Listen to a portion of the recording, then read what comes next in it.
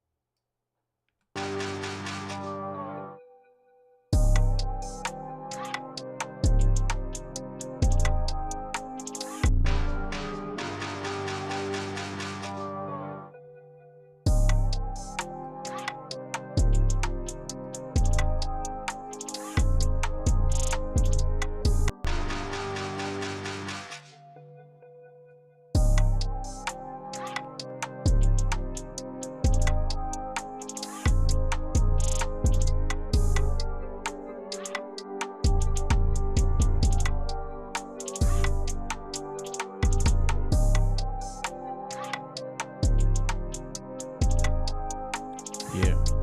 Whatever other questions y'all got, let me know. Let me know. Let me know. I'm watching the chat.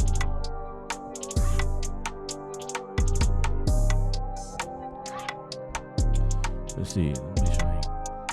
Listen, nothing. You're downloading IK Media software. Can you let us know how Pianoverse compared to Keyscape? I no longer have Omnisphere products or what's the name of that company? Spectrasonic. I no longer have their products.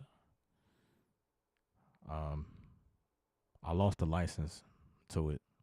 I couldn't update it, that type thing. So I stopped using it and I deleted it off my system. So I use other things.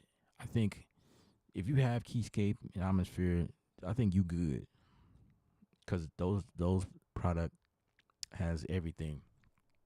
I used to love using the Trillion. I used to love that because it was just amazing. The bass from that thing was I loved it. It was, yeah, for the stuff I was doing, it was amazing. But you know, it's pretty expensive. If you don't already have it now, it's like $500 to get it. Like Omnisphere by itself, $300, 500, something like that. Something to that nature.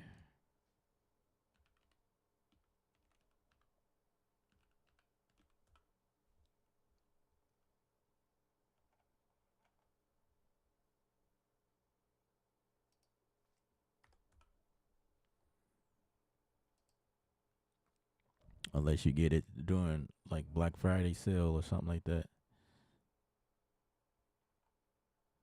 Their stuff is always amazing. You know what I'm saying? Like there's some good sounds in here, but I don't use it because I no longer own it. So I would say we want to buy this real quick. You know what I'm saying? Omnisphere, $500. Yeah, and that's just Omnisphere. You want to buy Keyscape?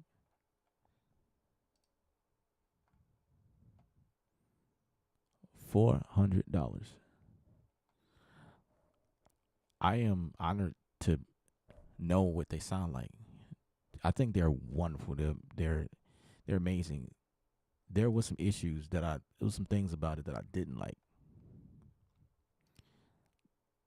So $300. Sounds amazing. But the issue was if you are somebody who don't want to put this on your internal hard drive, it's not easy maintaining that, putting it on a external drive, because when you need to update, it automatically by default wants to put it on your system, unless you know how to trick it to believe it. You know what I mean? I do that to a couple of things on my computer where I put a command in through the terminal. I use a Mac, by the way. And because of that, I'm able to trick the computer into believing that the sound path is coming from the computer. But I'm able to create like this thing called archive, like hiding your files, or like tricking it. It's a routing trick to trick your computer to think it's coming from the computer, but it's actually coming off the hard drive. What am I doing like that? There's a couple of libraries I'm doing like that to because it just wants to always default to what's coming off your computer. So I have to do it like that. But these are pretty expensive. That's the first downfall, and then the second, like trying to maintain them. Now, if you're putting it on your system, then okay. But these files are big; they're huge, and I wouldn't recommend it. Putting it on your internal drive. So 3,100 of these, and just look at all of that. It doesn't say how big they are.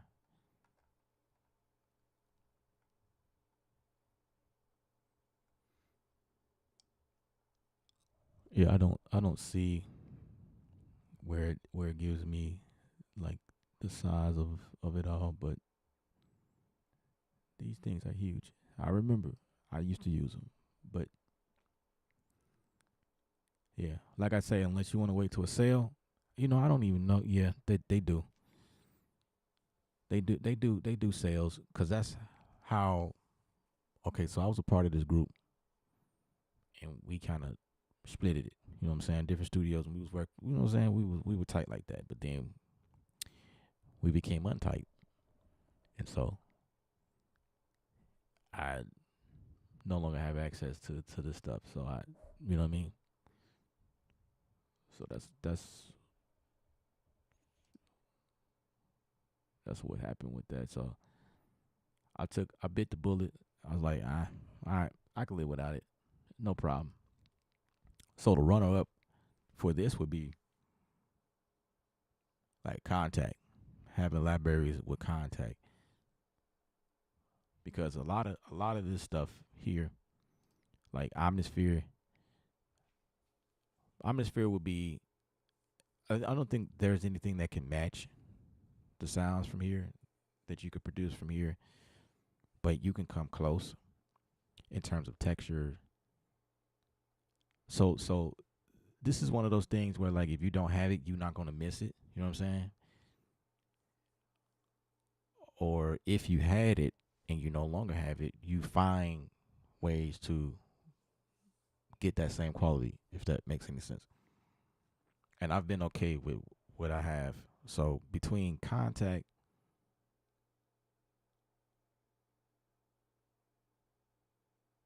yeah, between Contact, Pigments, all the Arteria stuff, bruh. Like I say it just depends on what the project is and what you're using. You might, if you're to obtain Omnisphere, is to be someone who likes to do things working with score and film.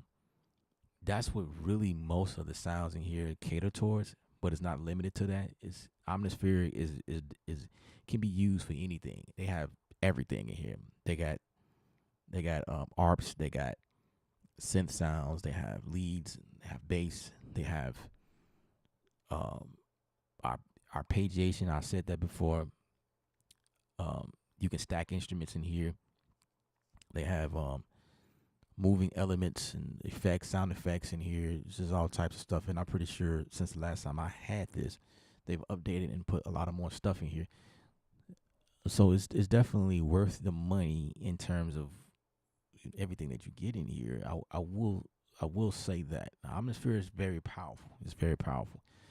But if you're not working on any film, I would stay away from it. I would not go this route because, like I said, at the end of the day, it just depends on what you're working on. You'll be okay with pigments. You'll be okay with arterial stuff. Arteria is not cheap as well, but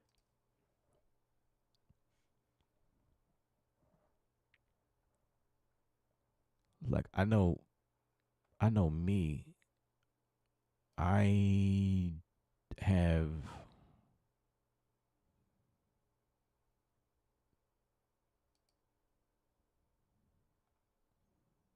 I have the lab. I have everything pretty much. Well, most of everything.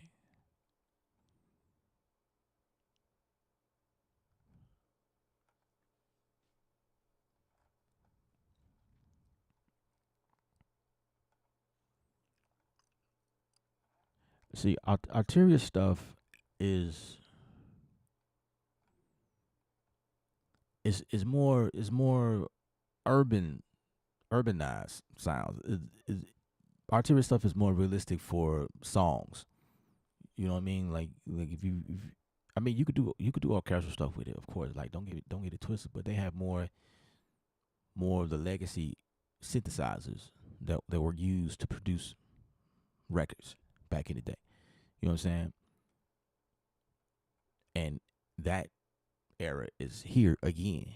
We're using those old legacy sounds to produce records now because that's you know we are there again. So if you are producing stuff like that, you you know what I mean.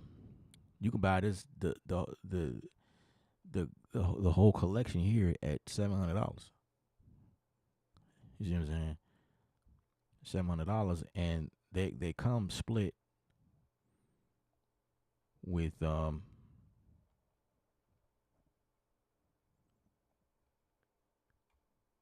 different instruments. So they come with the Juke, the CMI V, the DX7, the emulator, the Mini Freak, the Prophet. I don't expect you to know with any of that. They come with the B3, which is an organ, but there's different stuff it comes with. I don't know if it comes with the clarinet.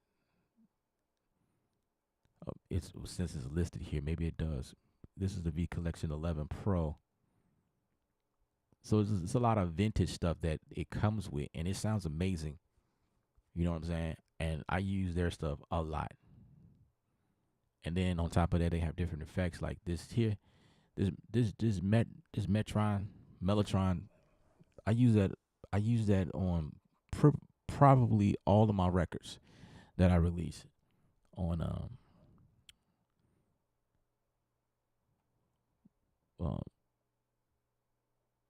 Spotify. Got the augmented stuff. Yeah. So to me, this is okay. So that's $700. You get several instruments to come with that, which which could be better in terms of like CPU performance.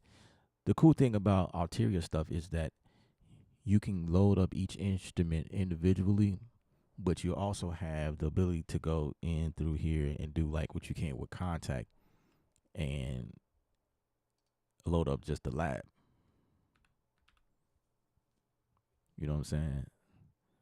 Load up the lab. A lab, I think it's called V Labs or Lab V.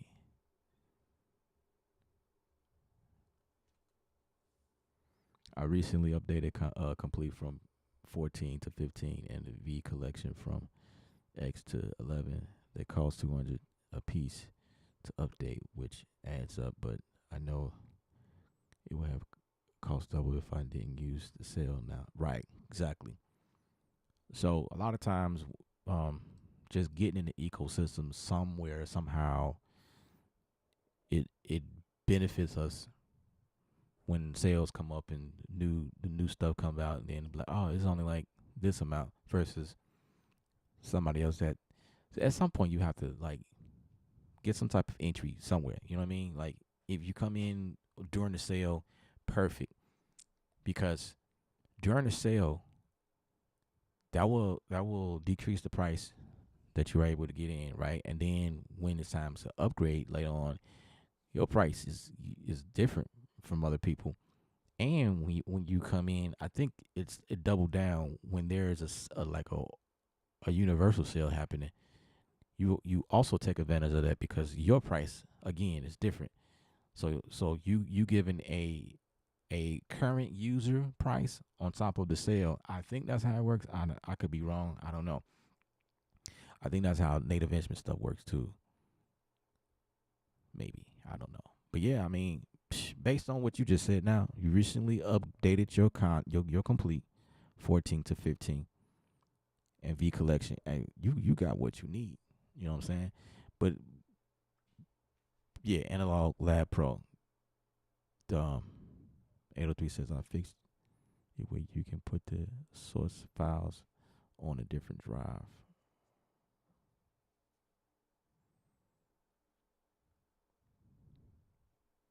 Oh, speaking of that, I think I know what you're talking about, 803. Cause I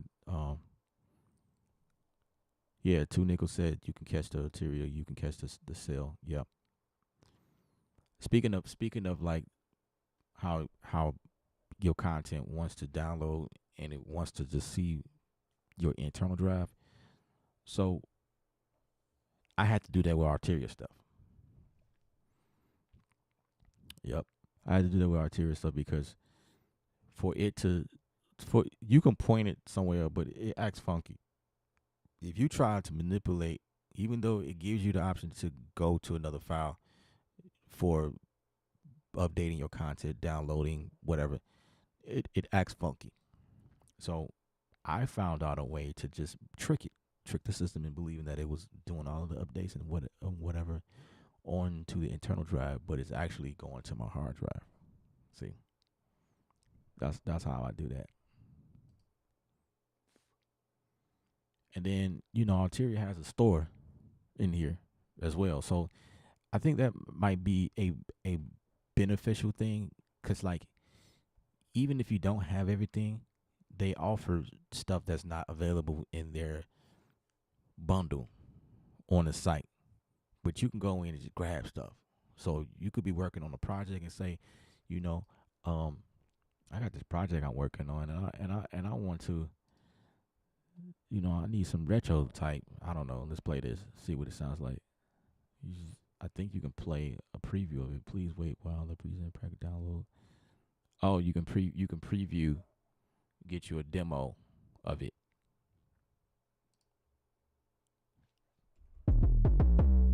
Let me go to that track. You know what I'm saying?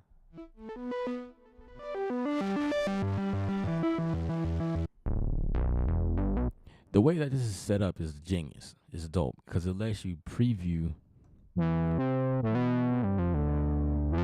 It's like, oh, I like I like this. You know what I mean? And obviously, the rest of it's locked.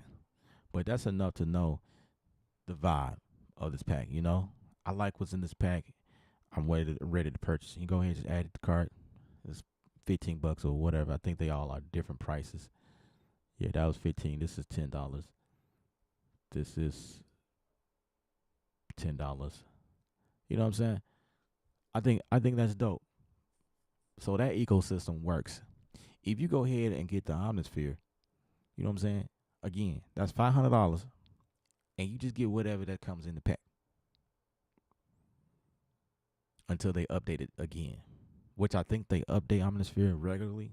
Because when I had it, that's what they were doing. It was a regular thing, but again, Omnisphere is I don't want to get into what everybody's using, but it's like it's not it's there's no longer a hype around Atmosphere right now. If you know what I mean, it, it's it reached its hype, or it reached its height during the time people were talking about it, and I think everybody has it now. So there's really no more talk about it. There's not many videos coming out with their stuff. The you will find more stuff or fresher stuff with people talking about Arteria because it's fresh. It's like just the way things are set up. Um, it's just sleeker. Omnisphere, I remember, just has this old legacy look to it. It just look old. It's like it's boring. It's just like But that should not dictate a person's interest in it because it sounds great. You know, who cares about what the GUI looks like? But you know, this is more appealing to me. Like this is cleaner, and just the way things are set up. It is complicated if you're not familiar, but I don't think that it takes long to figure out how this is set up. You know, but yeah, like if you want to just purchase something, it's like bam. So when it's set up like this, it gives. I'm not really sure who are designing these packs, but this put money into different creators' pocket. I would imagine. I would imagine that there are people that are actually, what I'm saying, they going and when you buy something, you probably purchasing it through a third party deal. You know what I'm saying? So like I said, you put money in other people's pockets. If you think of it like that, I have to do some research and find out where these are from. Shoot, as a matter of fact, I think they might just say who it's from. Retro synthwave, analog. It really doesn't break down where it's from. Dark wave, yeah. But anyway, you can go through Analog Lab. This whole thing, like, it's pretty nice the way it's set up.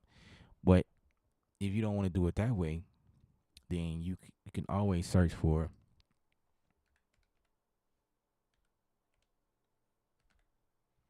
individual tracks, or I mean individual instruments. You see what I'm saying?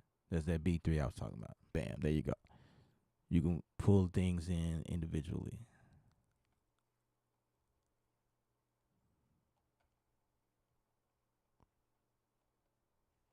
You know what I mean? So that's another way. So it's like a couple of options you can go with when doing it that way. Contact stuff is just everything that comes inside of contact. You have to use contact player in order to do what you need to do in there. But Native Instruments is always updating stuff with new products and stuff like that.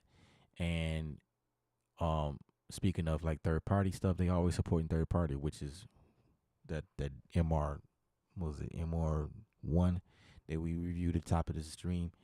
That's about 10 Phantom 10, something like that. It's a different company. They make good products. Or other manufacturers that Native Instruments will collaborate with. So I mean, there is collaboration happening there. It's just not Native Instruments, but it's on their site, so they are hosting whatever, right? And then you got Serum, which is another one. Serum is huge for like user base. You can go to different sites where you can buy different packs. You know what I mean? So that that type of thing. Omnisphere, Trillion, Keyscape, I don't think that their platform is open for people to do presets or whatever the way that the other companies. I believe you can. I believe you can buy presets from other people, but the way that they will sell them, they will have to export the presets and save them somewhere and put it on the site where you download something. I think that's how that's set up. But see, inside of Analog Lab, things are you buy them through the store inside. You know what I'm saying? Things are set up. Well, Serum is set up that way too. So people are exporting their presets and selling them on the site. You download a zip file, and yeah. Disregard what I just said. I had to think about it. I had to talk it out. But anyway, what was the other one? The other one you mentioned, it was another one. But anyway, but if you have a budget for Omnisphere, and if what you see in Omnisphere is working for what you need, then by all means,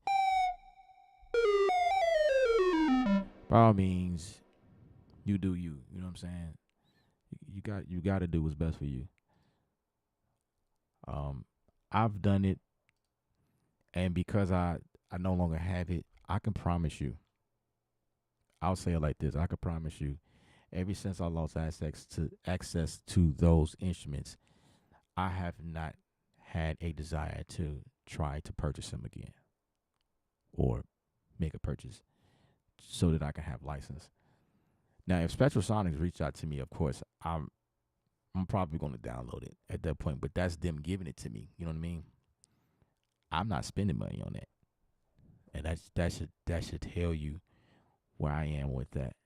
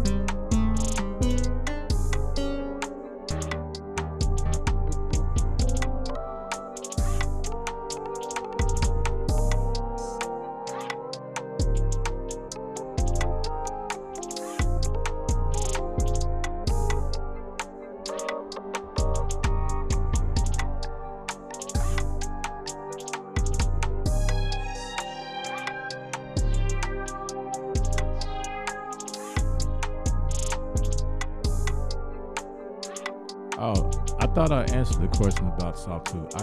I don't have their products. I don't desire to have Soft2 stuff. That's just me. Yeah. Soft2 is a decent company, but I just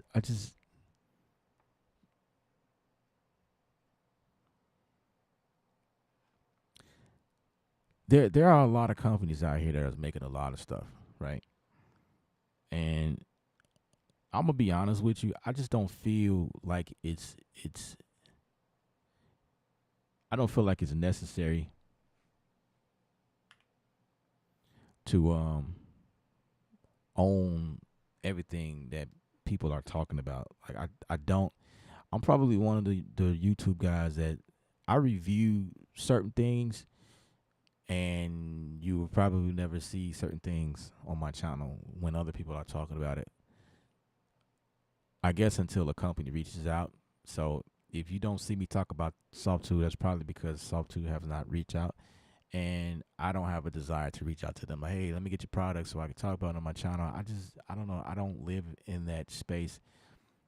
But like, there's a lot of companies that's making things, and it's just like I don't feel a need to own their products when I have so many other products that I use or prefer to use. You know what I'm saying?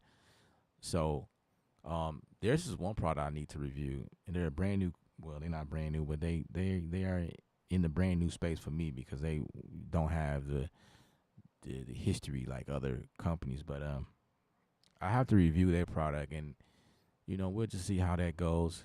If I dig it or not, I haven't even downloaded anything, but but that's the thing. They reached out to me, and so I will be making a video on it. But like other than that, I mean,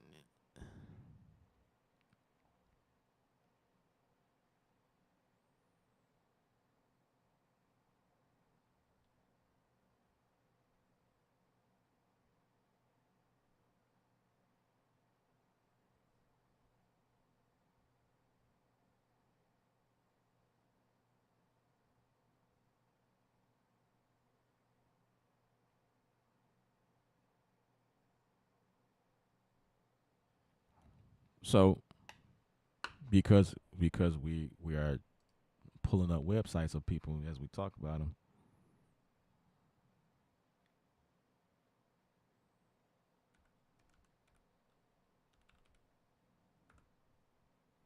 Let's visit Softtube site since we're talking about it.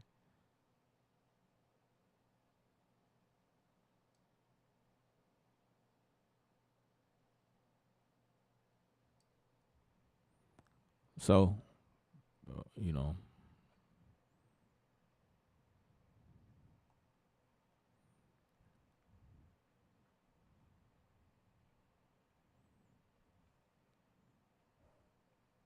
wow, 549, 799. I had the tape before.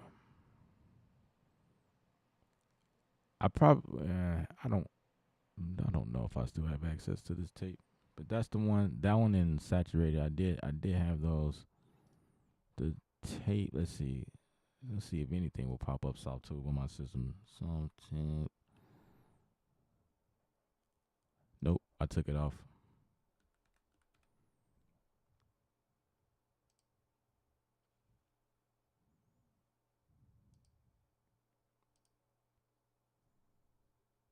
Yeah, it will more likely be.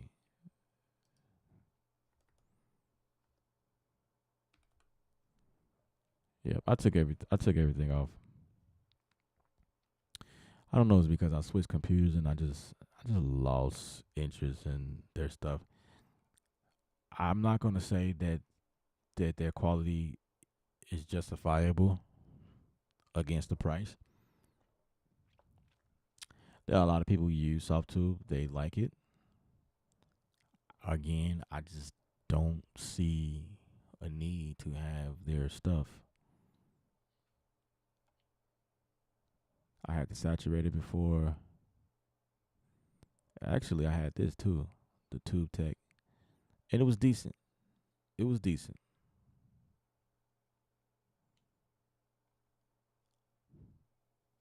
To me, it's like why?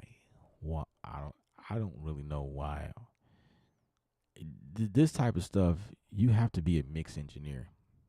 You, if you're a music producer, you have no business with Softtube stuff. That's just my opinion because what they cater after their stuff is really designed for mix engineers. Yeah, I see a keyboard on here, a synthesizer.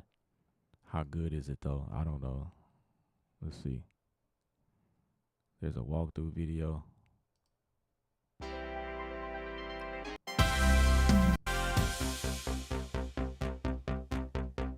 and based on that, bro, this is Altaria all day. Altaria, Altaria has this lane on a whole nother level. Like, I'm not buying this. It's $50 on their site. But if you already have Altaria, you have this already. What is this? A juke? That's a juke, yo. This is Model 884 polyphonic synthesizer. Check this out.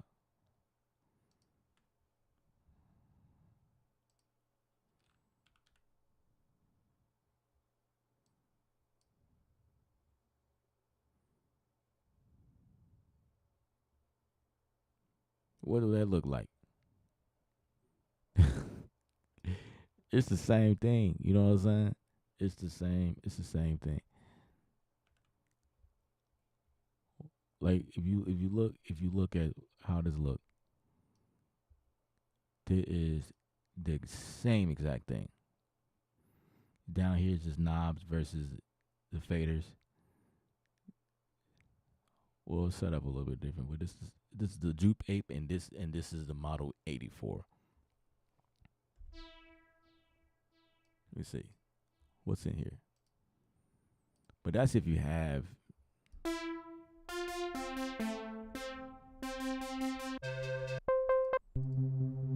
me see if I can find that sound. I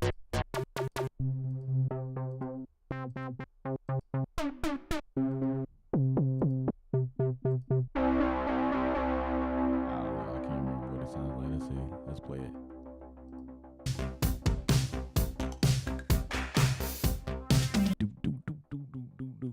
Let's see.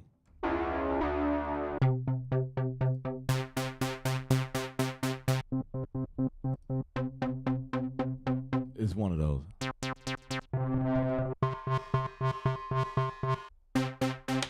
There you go. Something like that, I think.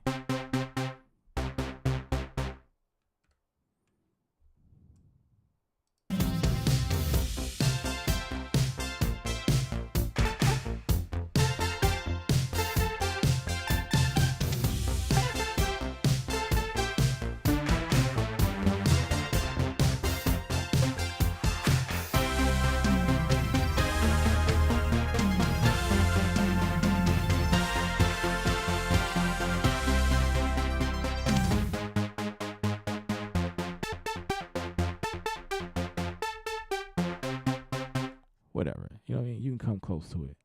All I gotta do is change the release.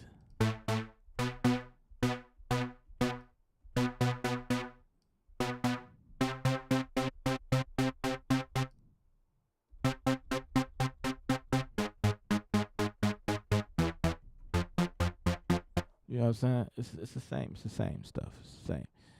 So if you already got that, it's like when you go to that side, like, oh, do I need that? No, you don't, cause you already have it. So what else they got? Plugins. Um, I haven't been on the site in like so long, so I don't know what all they offer. But like I say, stuff like that is. I'm just telling you, like, I don't feel it's necessary to have their stuff. It's not nothing unique to me. They got other instruments, okay. The Model 72, the 82, Model 77, the Model 80. What is that? A bass? That looks intriguing. What is that? The modern bass. Let's see what that sounds like.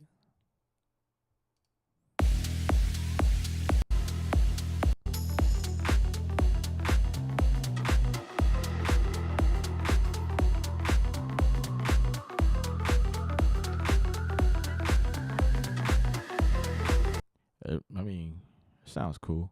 Ain't nothing that Pigments can't handle. You feel what I'm saying?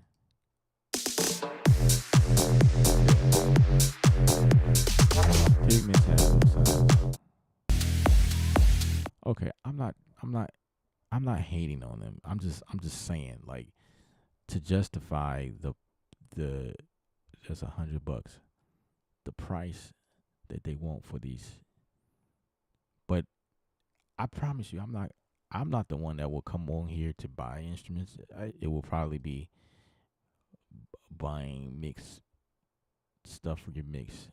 Like if you was to buy the hardware, I think to me it make more sense to buy the hardware. If you're gonna spend some money on their site, the hardware makes better sense to have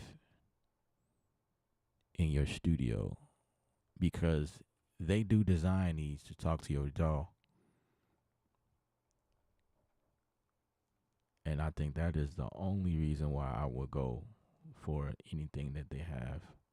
Me personally, again, I'm not trying to shit on anybody, but That's just I wouldn't. I don't have an interest. If they send it to me, then great. We'll do a review, and we'll probably be on live stream, using whatever, and I'll show y'all like how it works and stuff like that. You know what I mean? Usual YouTuber type stuff. But me sitting right here right now looking at this is like, I'm just saying, man. I don't have a desire. It's like another piece of gear that people will try to sell you that you don't need. But they make it look pretty. It looks nice. Oh, this will look amazing in my studio. But that's just about it. The the West, the complete collection. Okay, this is $700, so it comes with the I'll say Wise Exciter. Okay, it looks like it's doing some damage. It looks like it's gonna do something worth the money. I ain't taking away nothing here. I think they're like quality, and I think their stuff is worth the money. This is dope. This is $100. That's $549, and this is $549. That's $300. So what they're giving you is a bundle. Okay, what is this bundle? Ooh, yeah, like bam, $6.99. This is all the stuff you're getting. So you know that is a bargain. That is a bargain when you got this down here easily past $700 down here. So this is a de-esser, that's an EQ limiter, mastering. Okay. So you know. Now that I'm looking at this, wait, hold on. But that's all you get. Hmm. That's the EQ. That's a Gambit console. Okay. This is the master. I think this is pretty good. I seen a video on it, and I was like, oh, that's nice. Limiter, you get another EQ and a de-esser, and that's what you get. $700. It's not bad. I would say the price is decent in comparison to what you get here, based on where the individual prices are. Yeah. There's definitely a bargain here. You know.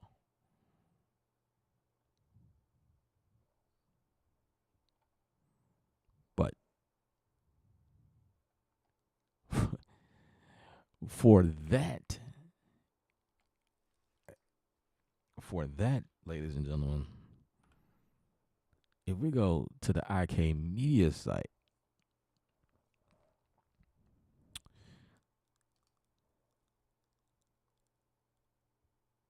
if we look at,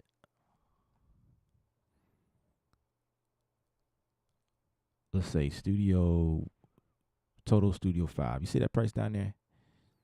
So with all of their plugins, this is beyond $11,000,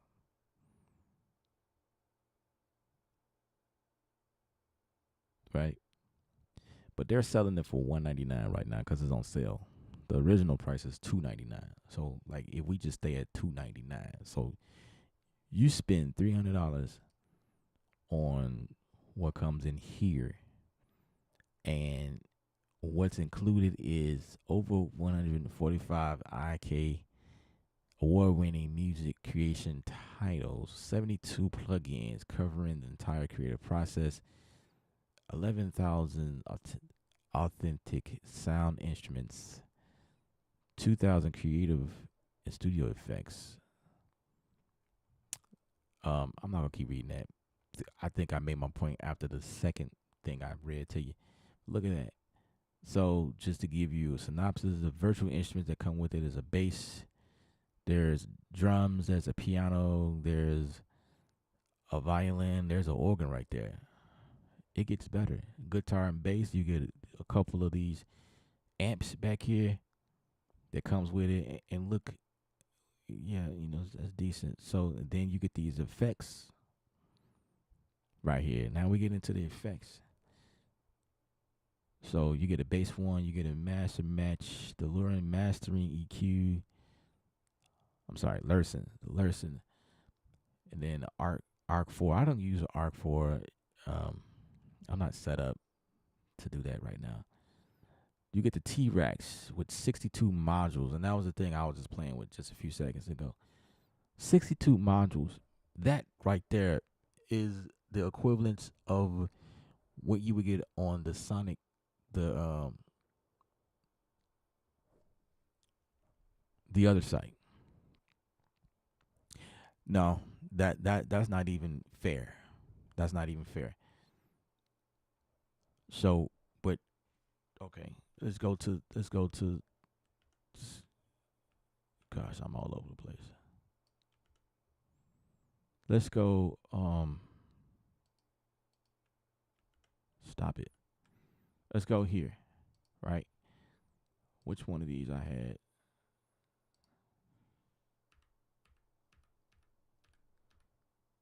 Okay, here's a T-Rex here.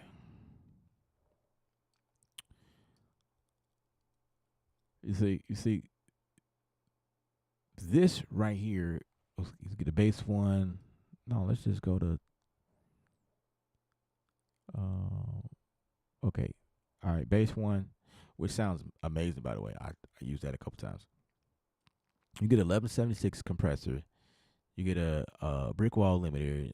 You get a British channel EQ. You get the bus compressor. You get a channel strip. This one is dope. The channel strip there, I put that on drums, on each individual snare, tom, the whole nine. It was like, oh, this is nice.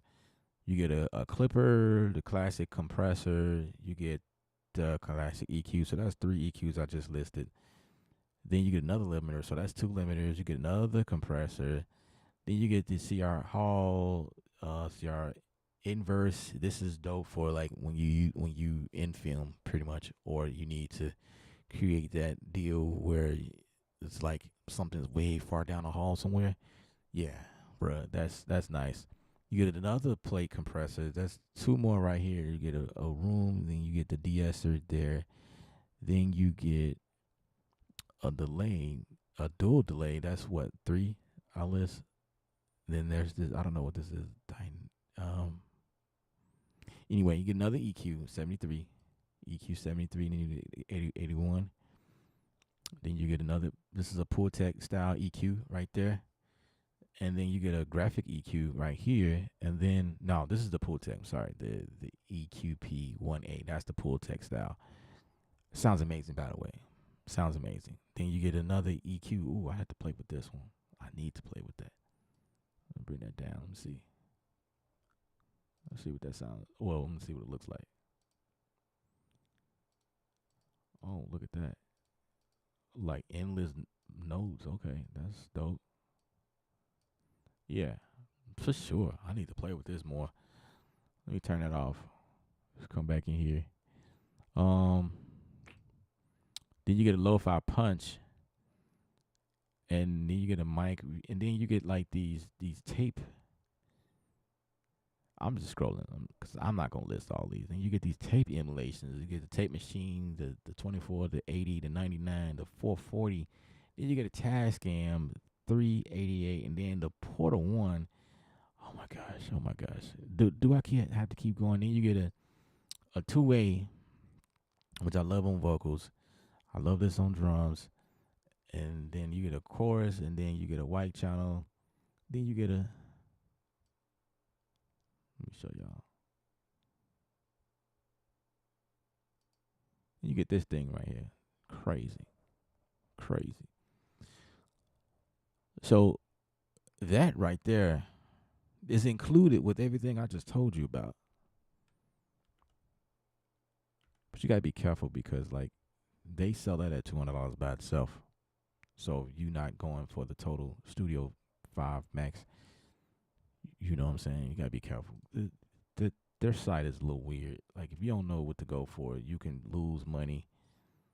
But is there? Is there? Is there? Yeah. So like then they got the mix box. That's separate actually. That's separate. The mix box I bought that separately. That's something totally different. Let me see. Is it still on here?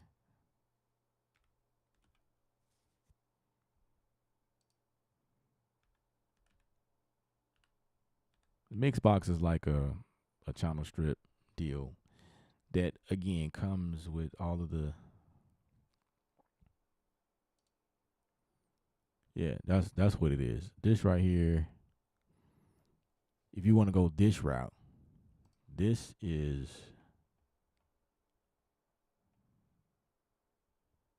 I don't know how much it costs. There's no price. How much is that, man? Tell me, please tell me. There's no price. Is it still on sale? I mean, is it still a thing?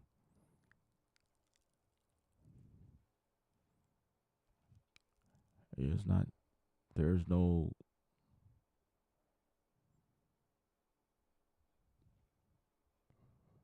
free. No, that's not free. Anyway, but that's what this looks like. So if I don't know if they still selling it or not, but the mix mix box. If you want to go this route, bam, there you go. Um, I'm just gonna go for a preset.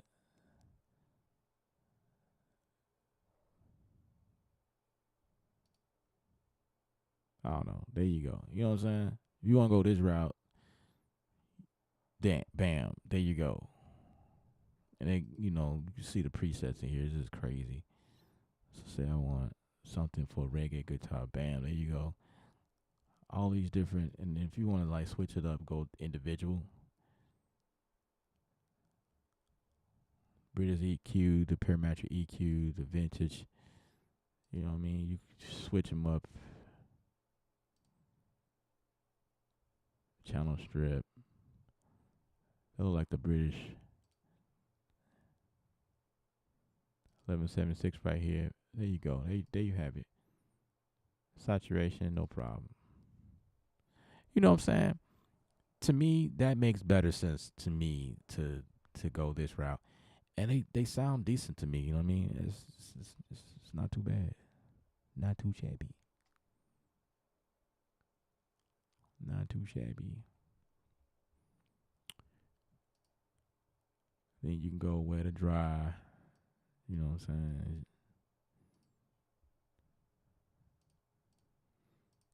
If you don't want to turn that on, you could turn them off. Treat it like a channel strip. If you want to extend it, you can throw up to 8 in here. Say I want to put a cabinet in there. No problem. Say I want to add a flanger. Okay, bam. You get what I'm saying? And I could just keep going, but I'm not gonna do that. We're gonna take that and erase that track because we don't need that. But that makes better sense to me when you talk about $700 versus everything you get in that, all of these here. You know what I'm saying? But this is a channel strip. It's not doing with the other things. Like it's a full plug-in, and I see.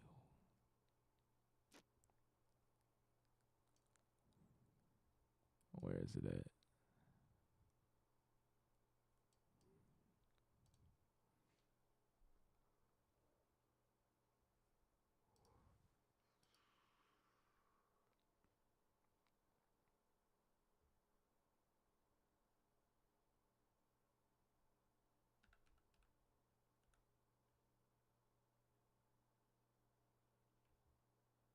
Anyway, I'm not going back there. I forgot where I was searching for a few seconds ago. But yeah, I hope that made sense.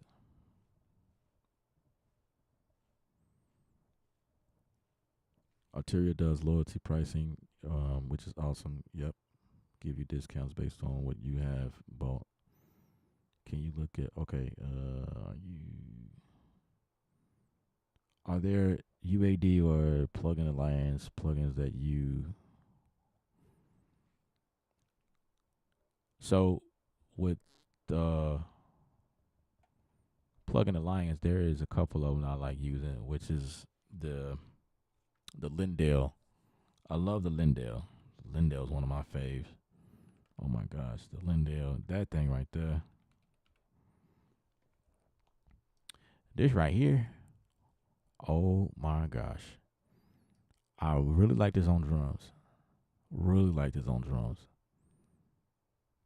Yeah, this is one of my go-tos. It just adds this flavor, man. It's this extra crunch or smash, should I say? It's just I would usually it's kind of like how I would use this at parallel compression a lot of times, and then let me see. Is there another one that I like using?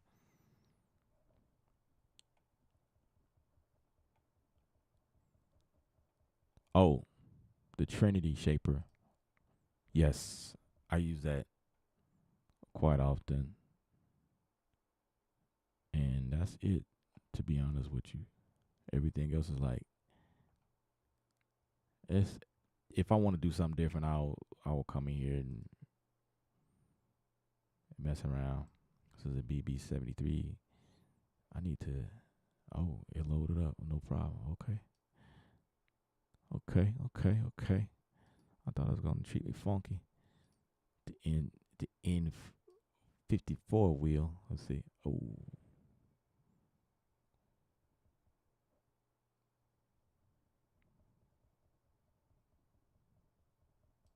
Okay. All right.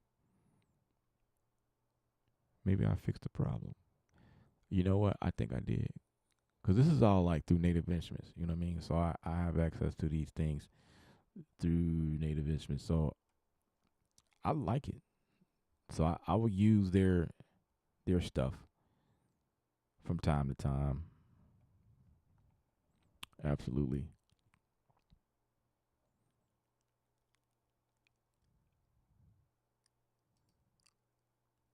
I used the basement a couple of times.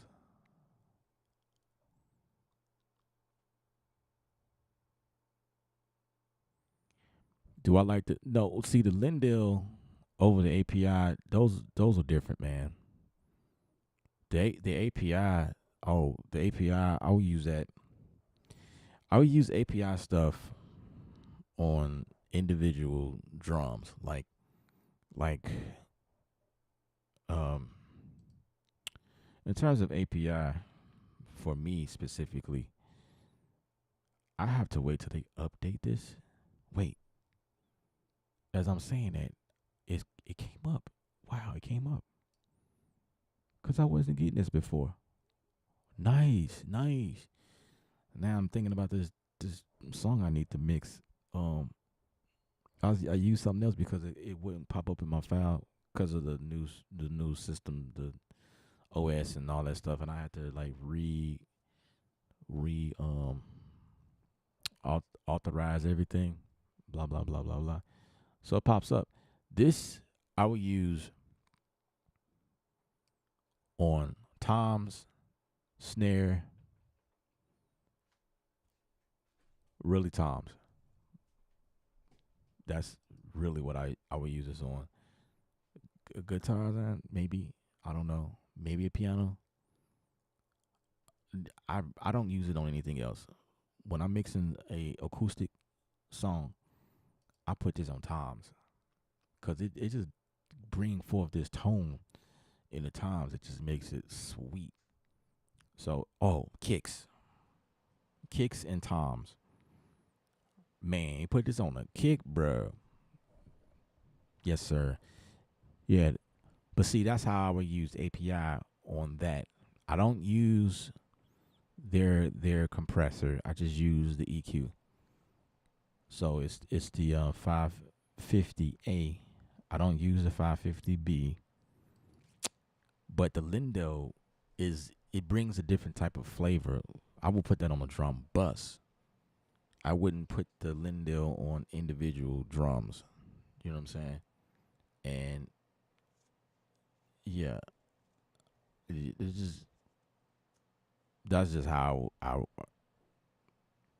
I find that works for me. That's yeah.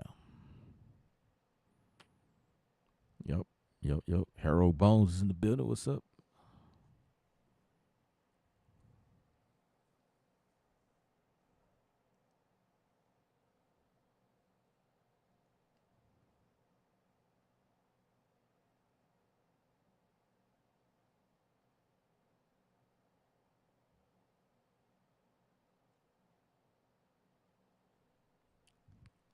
So, I'm reading your question about. I think you were iterating the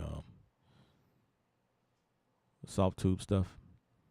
If you buy the soft tube console, then perfect, great for you. That's totally your call. That thing is expensive. The soft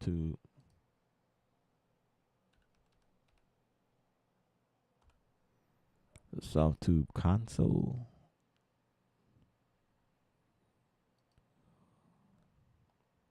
Yep. Let me see.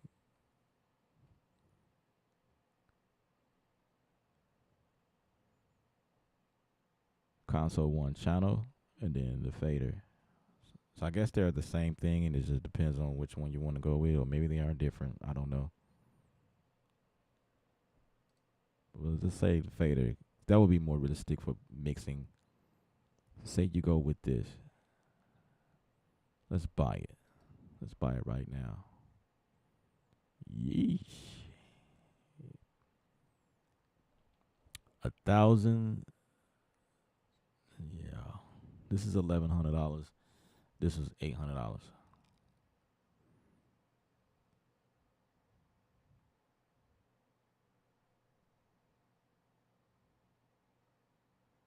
Oh, I see they have their version of the Lindell here too, huh? Wait. Yeah, it looks like a Lindell. Yeah, that is a Lindell.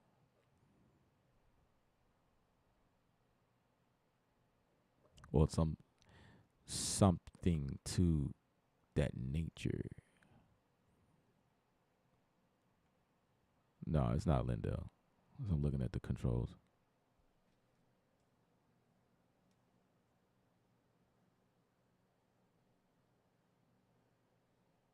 It looks like it, but it's not.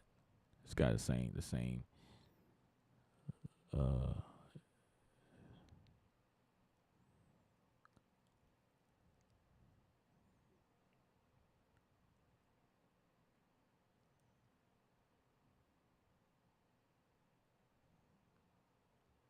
okay. Say we want to buy that. That's $200. Studio One has been bugging me for a while now, and I'm frustrated. It freezes on me out of nowhere, and then my Mac goes completely black screen, and I have to restart the computer. It does this even with a simple move. Okay, so I have a series of questions for you. So, have you updated your operating system software? Have you updated Studio One?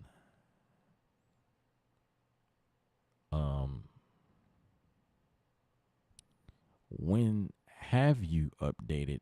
If you updated, did you notice these problems when you updated? Because it could just be because you updated, those problems are here. What type of Mac do you have? Is it the M1 chip version, or are you still on Intel? You know, those are different factors.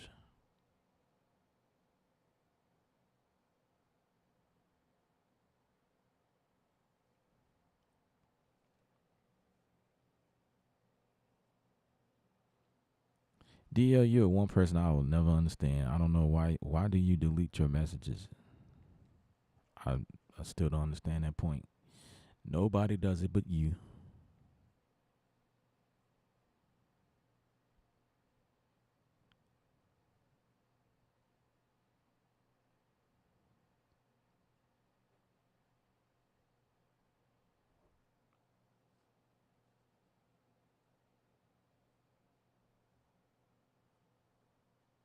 So Harold, yeah, those are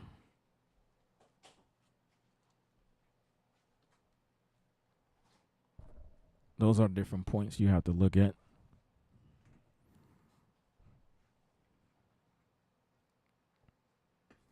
I'm using the latest software from Mac, and I'm last version is 7.1. You have Mac Mini in one. Okay. Hmm.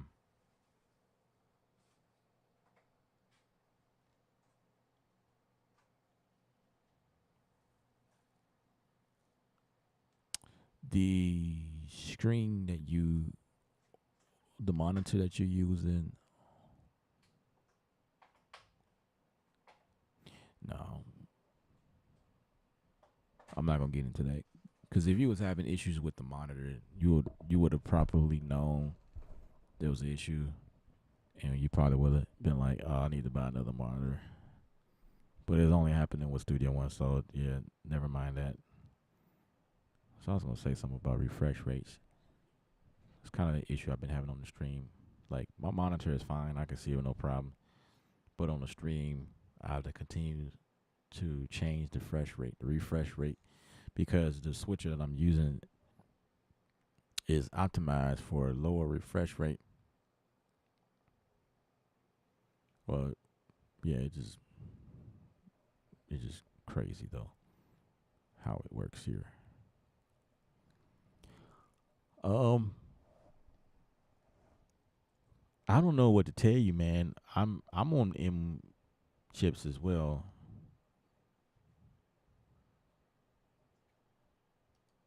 This is Studio One, and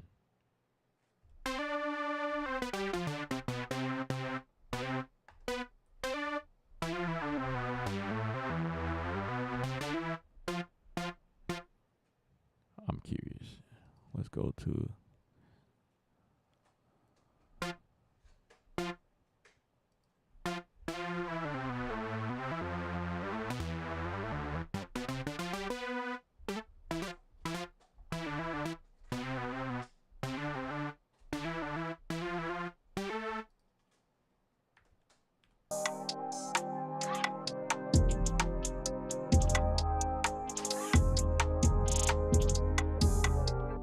You say the crazy thing is that it only happens with Studio One.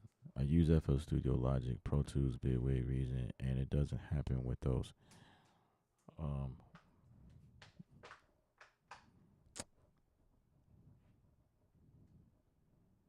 man,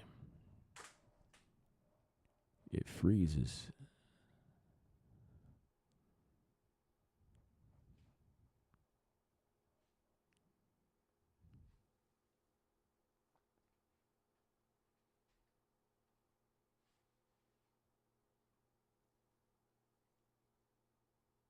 Dang, you got to restart the computer. Wow, yikes! I'm just thinking about everything you're saying to me, cause it just will just freeze your whole man. I'm sorry to hear that. Only thing I could think of, man, is to reinstall Studio One. That's the only thing I can suggest. Just reinstall everything and see if it fixes the problem. Um, I've never had that problem. Never, never. Studio One freezes often, but it don't black my screen out where I have to reboot anything.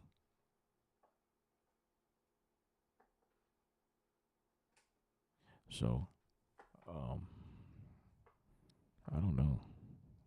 Wow, wow. That's.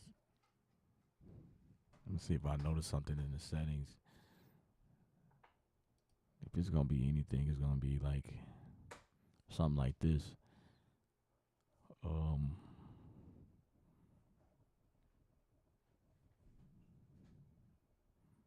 Persona's hardware support for uh, video support. No, that would be actual video, like inside.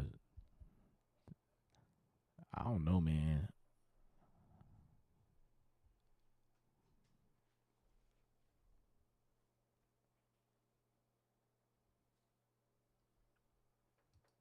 You could try disabling something.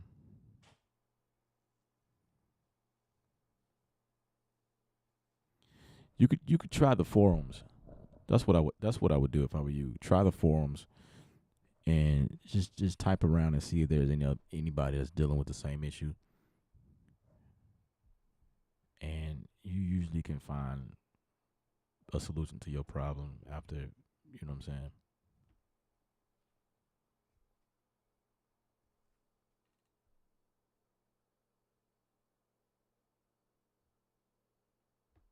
You're going to buy the upgrade. If I go back to Big Sur, then I have the problem with the same plugins. And even Studio One not working with Big Sur. Big Sur, wow, Big Sur. I don't think that's the problem, man, because my Mac, I'm on Sequoia 15.4.1, and everything is working fine.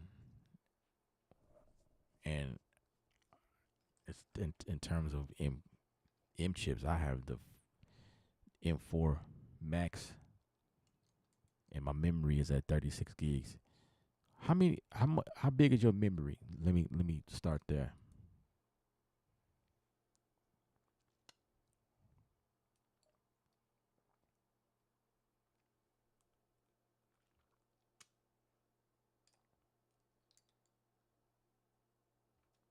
Yeah, how big is your memory?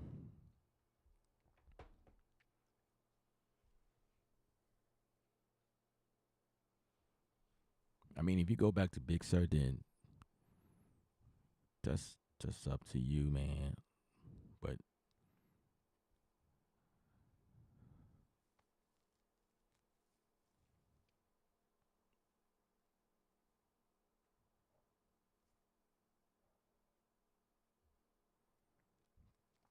when you say I'm going to buy the upgrade, what were you talking about? Upgrade to Studio One? It couldn't be Studio One because you already said you have 7.1.2.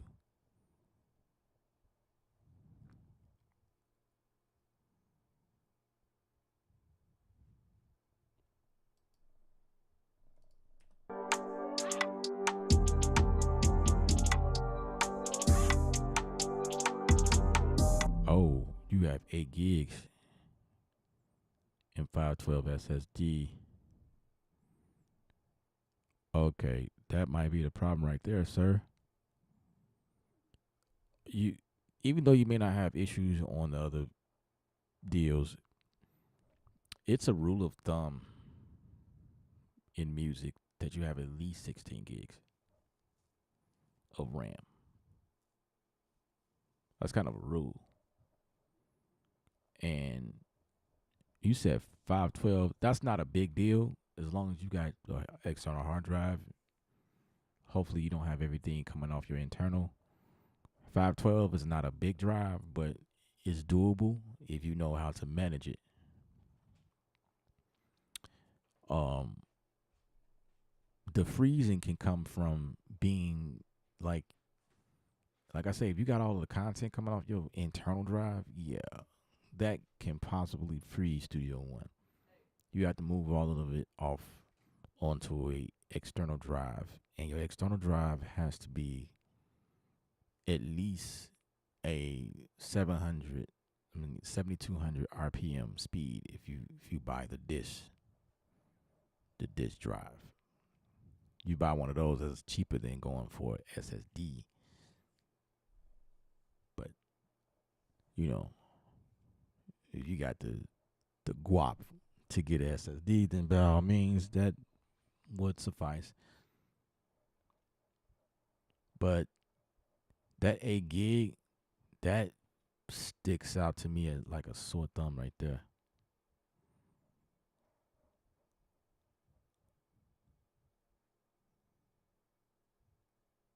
You said that the upgrade for Studio One is stuck at 7.1. Yeah, that's where it is. That's the latest. Yeah. Um, we are currently. Oh no, we're not.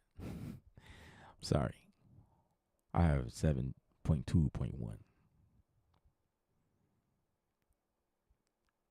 I see what you're saying.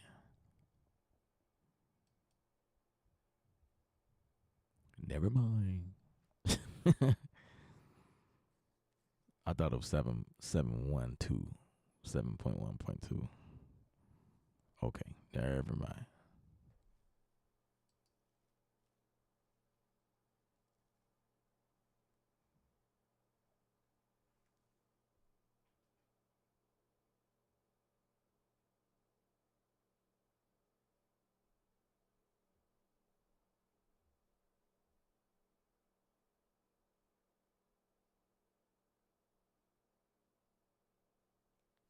Okay, seems like you got everything on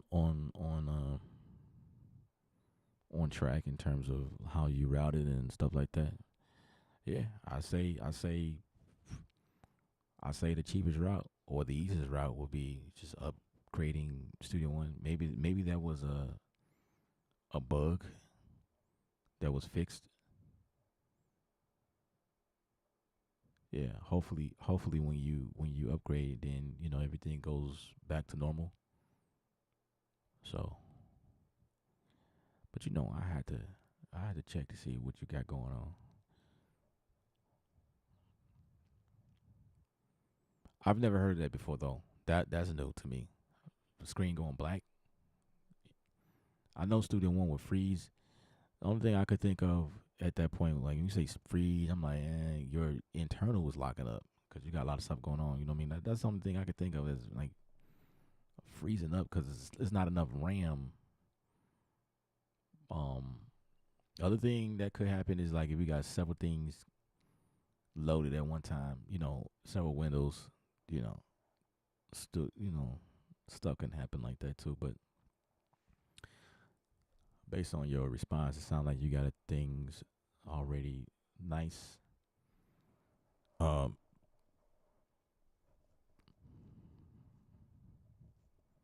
you're using the SSD drive of 1 terabyte. That's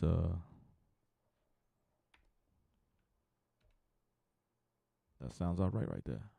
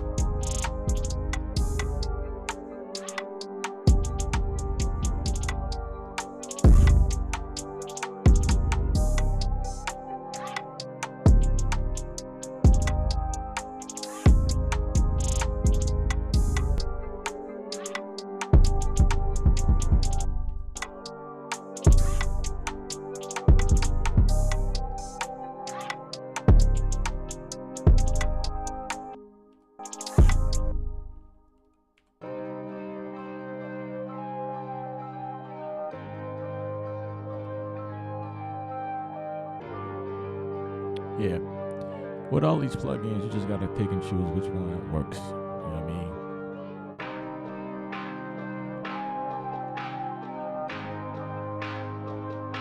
It's too many. It's too many of the same stuff out these days. You know, you just gotta pick out.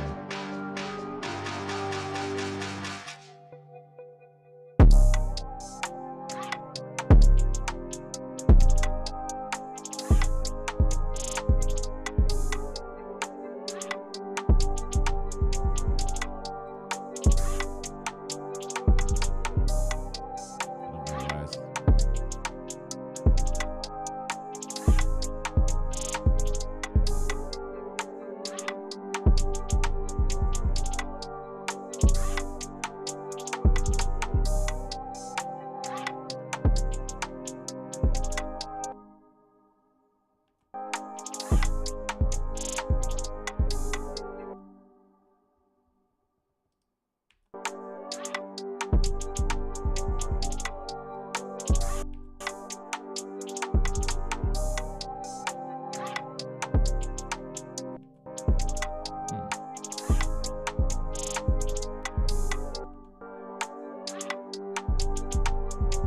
I didn't move anything. I don't know why is it hidden before.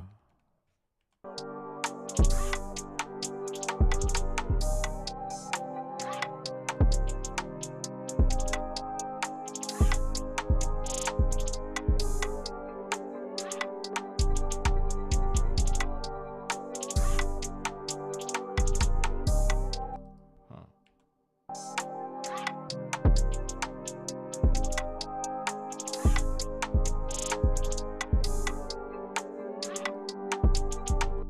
I think there's a lot of weird stuff that be happening. Let me see if I increase the buff size. See what happens.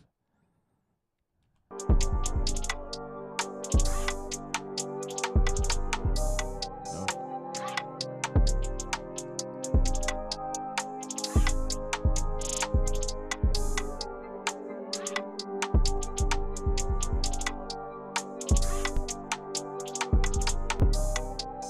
I have no clue why it's doing that. Tag.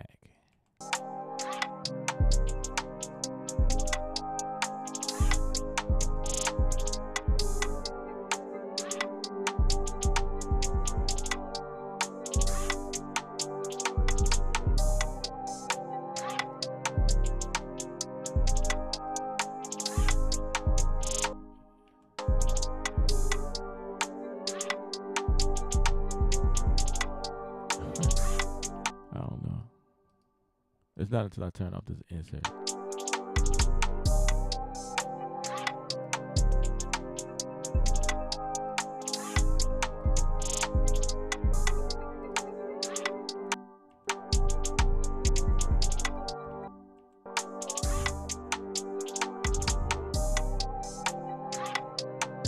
Anyway, that's what that is.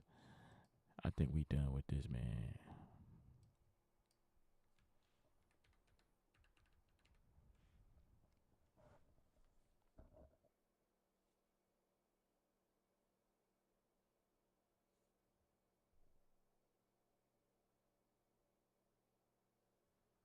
All of the sound packs and whatnot is on.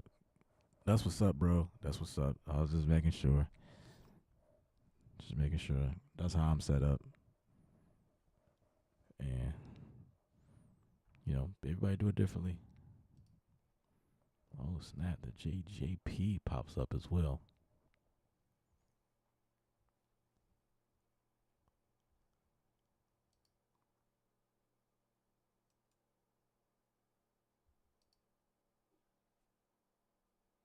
Sweet. Sweet. That's all I got for y'all. I think that is it. I covered everything. We answered a lot of questions. We made 2 beats. Is there any more questions or concerns before we end the stream?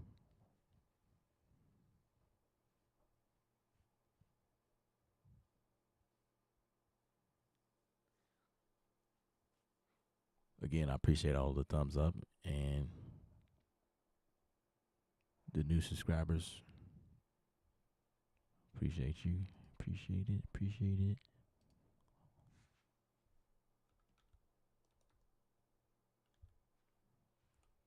We also had a lot of conversations about plugins with receipts, proving points, describing my thoughts, and you know, sharing the facts.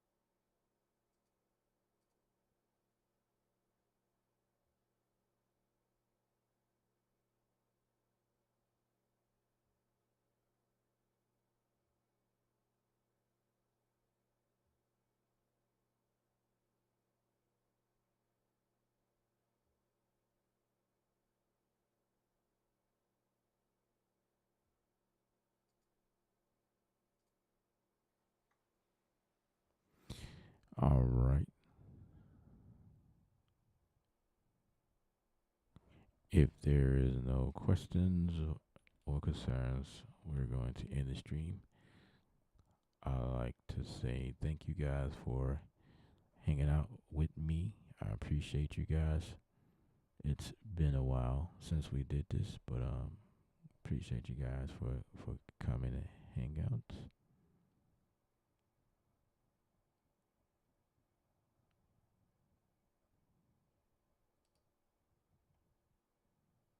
Why did I see this comment come through?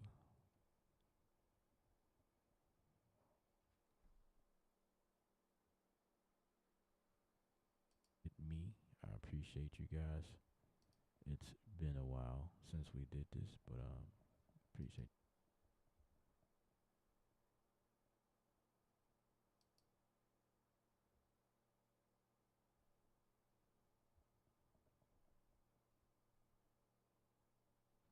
All right. Till next time, guys. Lifestyle governed by art.